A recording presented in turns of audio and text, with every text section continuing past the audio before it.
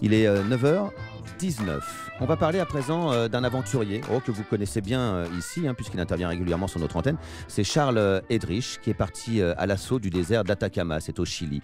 De l'Everest au Dakar, au Tour du monde à la voile, en passant par l'Ultra Trail du Mont Blanc, l'Ironman de Nice, en bref, j'en passe et des meilleurs. Charles Eddrich a une cinquantaine de défis à son actif, un défi record, première mondiale.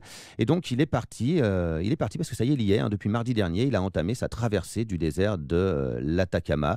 C'est un désert très aride, je crois que c'est l'un, sinon le plus aride du monde.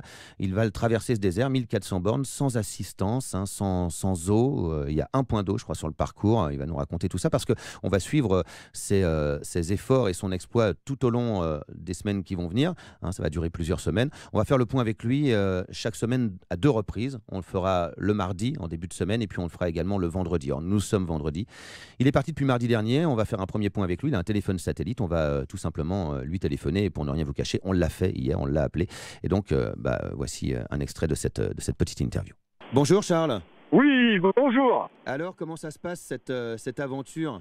Pour l'instant, on ne peut mieux. Là, donc, j'attaque la 3e journée.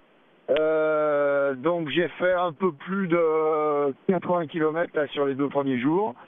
Bon, c'est comme sur toutes les expéditions. Il faut que je retrouve, il faut que, non seulement que je les retrouve, mais il faut que je trouve aussi certains automatismes par rapport à cette activité spécifique désert. Alors quand je parle d'automatisme, c'est aussi bien installer le bivouac, les heures de marche. Par exemple, la première journée, j'ai marché aux heures les plus chaudes de la journée. C'était un petit peu pour faire le test, mais ça, il faut absolument oublier. Il y a 4-5 heures où c'est une véritable fournaise. Mais pour l'instant, tout se présente, on ne peut mieux. Charles, qu'est-ce qu'il en est de cette histoire de tempête qui a traversé le Chili il y a quelques jours avec de très nombreuses inondations, beaucoup de morts? Est-ce que dans le désert de l'Atacama, ce désert qui est si aride, qui est l'un des plus arides du monde, sinon le plus aride, est-ce que c'est inondé là aussi? Les inondations, c'est vraiment dans le sud du désert de l'Atacama, vers Copiapó, donc où je vais arriver. Mais là, je suis à 1400 km plus au nord, et là, il n'y a absolument rien eu. Donc, D'accord. On va s'arrêter là, Charles, parce que la qualité technique de notre appel est quand même compliquée. On va juste signaler que tu es dans un canyon. Ceci explique cela. Oui, alors je suis dans un canyon, parce que sur la première partie du parcours, il y a des canyons, des vallées extrêmement profondes, magnifiques, mais très profondes, avec des descentes d'une vingtaine de kilomètres. Il n'y a pas le choix, il faut absolument descendre au fond du canyon pour remonter de l'autre côté, pour pouvoir passer.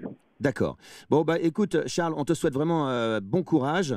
On te souhaite tout le bonheur du monde sur ce week-end et on se rappelle en début de semaine. On fera le point avec toi mardi prochain pour savoir où tu en es. Bon, super, merci beaucoup. Salut. Et à bientôt. Salut.